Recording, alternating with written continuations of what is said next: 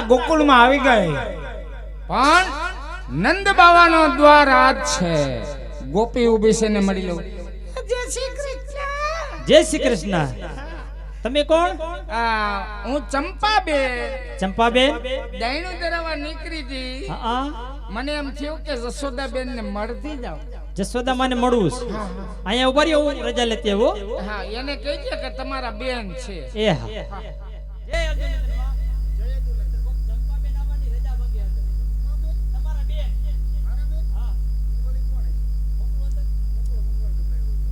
આવો ચંપાબેન, આવો કીધું.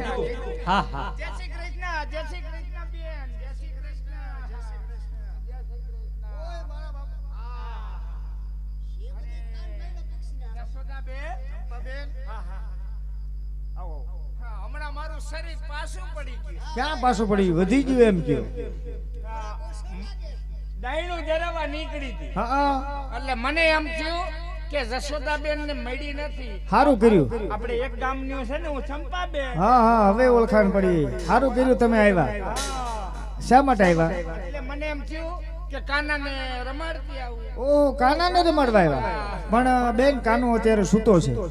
જાગે ને પછી રમાડજો એને. એમ નહીં. હા. હા, એને હું જગાડીશ. તમે જગાડશો? એક કામ કરો, હવે તમે આવ્યા છો ને, જમીન જાયજો. જમવાનું? હા. હા, તો મારા હાટુ શું બનાવું? રસોઈ બનાવી નાખું. શીરો બનાવું છું કાના હાટુ. પાસર ઘીનો શીરો થોડોક તમારી હાટુ બનાવું. અરે બેન, પાસેર ઘીનો શીરો મારે ઊંઘવામાં વયો જાય. હાલે લે. તો તમારે વળે કેટલું ખાવાનું? મારા ખોરાકની તમને ખબર ન હોય. હા હા. 5 મણ ઘઉંનો લોટ દરાવીને એના લાડવા બનાવે. એટલે તમારી વાહે કોઈ સંઘ છે? સંગ નહીં, એટલું તો મારે એકલીને જોઈએ. તમારી એકલીની વાત કરો? હા, અને 1 મણ રોટલા જોહે, 1 મણ લોટના. હા. અને 2 મણ બટેકાનું શાક. ઓહો હો, આટલું બધું ખાવ છો? અને 5 કિલા તીખા મરચાં. અને 2 ટીપણા છાશ. આટલું બધું બેન તમે જમો છો? ખોરાકની માં ક્યાં ગામ ગઈ છે? એ વાત સાચી છે. ખોરાકની માં ગામ નથી ગઈ. જેવું ખોરાક એવું પાછું હમું ખાતરે થતું હોય છે ને. તારું બાપ ખાતર ન ખાય. કાઈ વાંધો નહીં. ઈ દામો છે, દામો બોલે રાખશે. એનું ખોટું ન લગાડશો. એવો અટકોડી નો લાગે. ગોપી, ચાલ આપણે સમજો બેન સાટું રસોઈ બનાવ. રસોઈ બનાવી નાખ્યો. બેન તમે બેહીજો, કાનો જાગે એટલે રમાડ.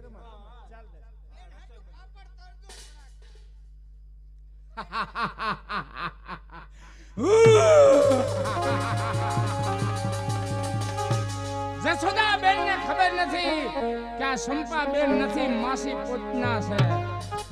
સામે સુતેલ કાનો, મારા ભાઈનો દુશ્મની મારો દુશ્મન.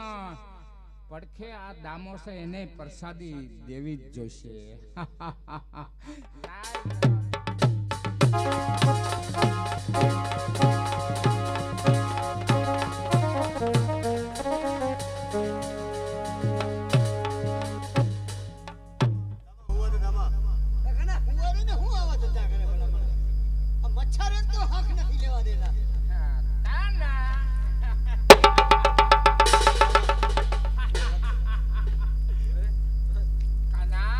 પણ તમે કોણ છો?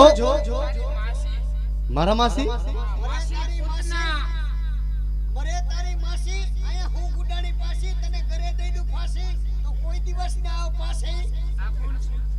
ઈ દામો છે, દામો. તારો માહો અને પૈપાન કરાવવા આવી છું. હે તો ઉભા રહ્યો.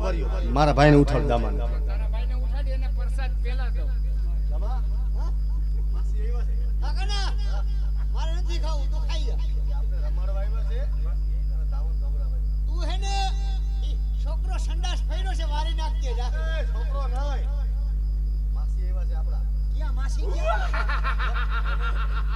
માસીને પ્રણામ કરો.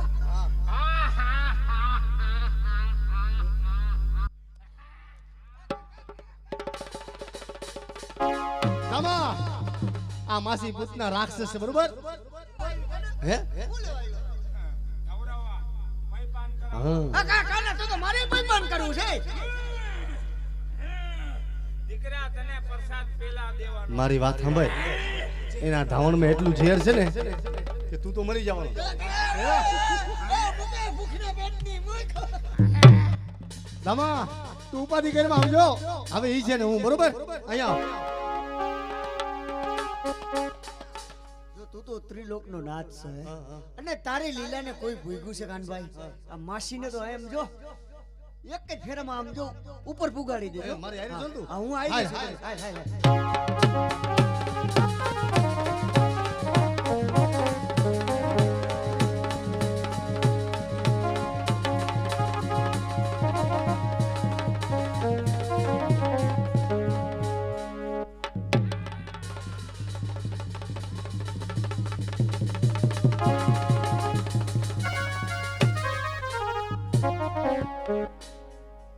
જોયું ને દામા હે? હવે એમ નહીં કાના, માં આવે છે તો હવે જવાબ હું હું દઉં? જવાબ આપશું હવે એક કામ કર કાના. આ ચૂંદડી દી ને, તારી પાસે ચૂંદડી? આ મને હે ને તું ઓઠાડી દે અને એમ કહેજે દામો ગયો છે ગાયું ચારવા અને માસી ને અમે બે વાતો કરી છે હું મારે બોલવું કેમ કાના માસી બોલતા તો બોલ ધીમે ધીમે બોલવાનું કેમ છે કેમ છે ચંપાબેન હા હા આરું છે ને હા. એ હા મને આરું છે એ મને હમણાં મજા નથી મને ખાવું નથી હે? એમ કહું એવી રીતે બોલજો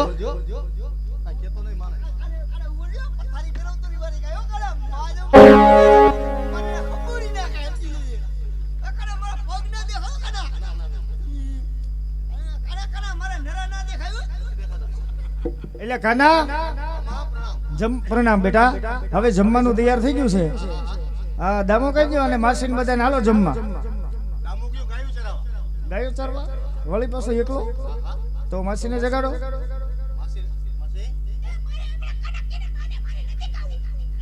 હમણાં માસી હા પાડતા હતા હવે કેમ ના પાડે ચંપાબેન એમ નો હાલો તમારે હાટું રસોઈ બનાવી